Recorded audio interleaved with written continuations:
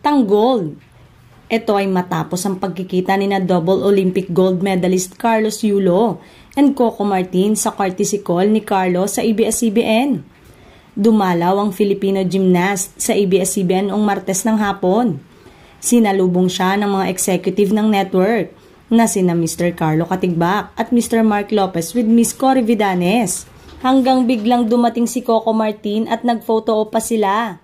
Kaya ang tanong, mapapanood na ba si Carlos sa FPJ Batang Quiapo? Ang sabi actually, may talent manager na ang girlfriend ni Carlos na si Chloe San Jose na dating handler daw ni Coco.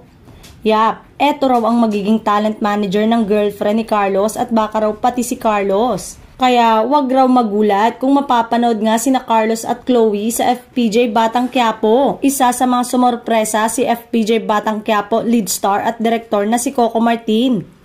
Pwede pa picture po, hirit ni Carlos kay Coco na pinaunla ka naman ang huli.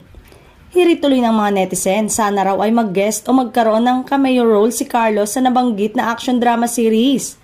Napapaisip tuloy ang mga netizen kung papasukin na rin ba ni Carlos ang pag-aartista. Nauna nang bumisita si Kaloy sa GMA Network, isang araw matapos ang pagbabalik Pilipinas nilang mga Filipino Olympians.